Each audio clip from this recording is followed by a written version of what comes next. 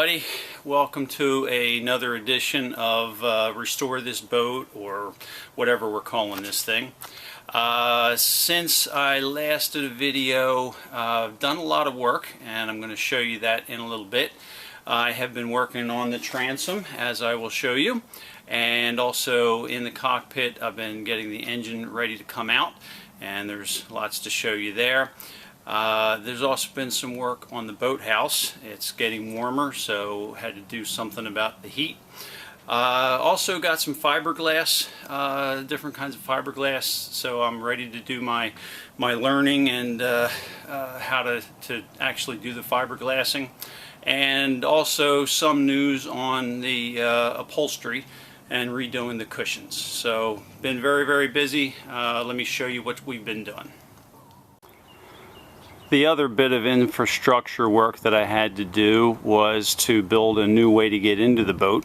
I had been climbing up the ladder and then onto the swim platform and then into the boat kind of the traditional way. But since the swim platform is no longer there, my way in went away. So I had to build myself a little platform. And I had some 4x4s sitting around that I had salvaged from something, and I got an aluminum ladder and I screwed that to it so it's not going to fall away. But I'll take you a little bit closer. This is just junk lumber, scraps, things that I didn't need for anything, but you know, it's down and dirty, but it gets the job done. I tied it into the gunnel of the boat there, and the one thing that I was very smart about and very glad is that I extended the post all the way up to the top. It makes it a lot more steady and safe as you climb into and out of the boat. So give you a little bit more. I used 2 layers of 7/16 OSB, and then I put a support underneath of it just to give it some more rigidity. I don't like things that feel like they're going to fall apart. And there's a front view. And then I did put a cross brace down here. The posts are just sitting on the ground. I didn't really feel the need to dig them in. It's just a temporary structure. So that is that. Let's go in the boat. And this is what the platform looks like from the top side. Again, I used some little blocks of wood to block it in so it's not going to fall out, and it's pretty secure, doesn't wobble much. And there's the top of the post. Another view of the exhaust fan. And there's the crane trolley over there. So, as I said, the big thing, the real overlying objective is to get the engine out. And I've been busy preparing that. Again, with the theme being, let's make this so we know how it goes back together. I've taken a lot of time as I've taken things apart to mark things, and this is key. So here is the hydraulic tube that goes to the port side trim tab.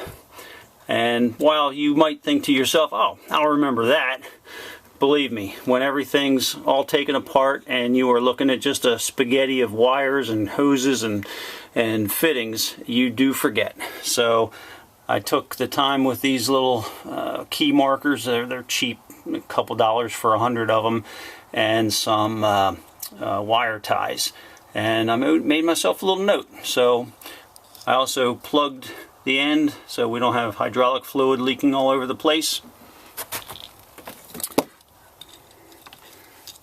Now this is a couple wires, and you can see I put the numbers on as I showed you before, but then I thought, well geez, I might forget where the other number 2 or other number 1 marker is, so I wrote myself a note saying outdrive tilt, and that will tell me that these 2 wires go to the outdrive tilt unit.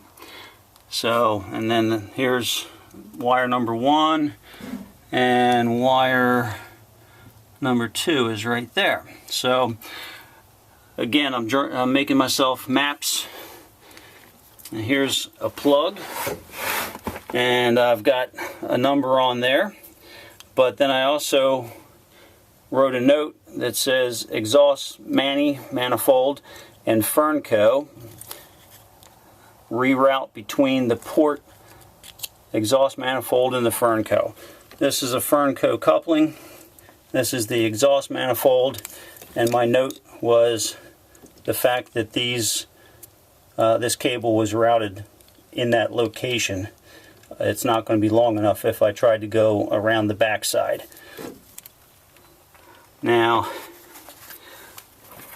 also in the category of knowing what goes where, I put a note here that this is the transducer hole, and this is the hole for the trim.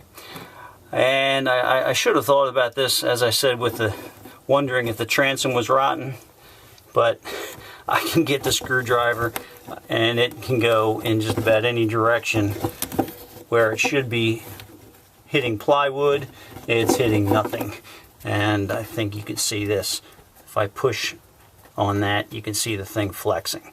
So this transom was shot a long time ago, and I'm glad that we're doing the work that we're doing to make it right.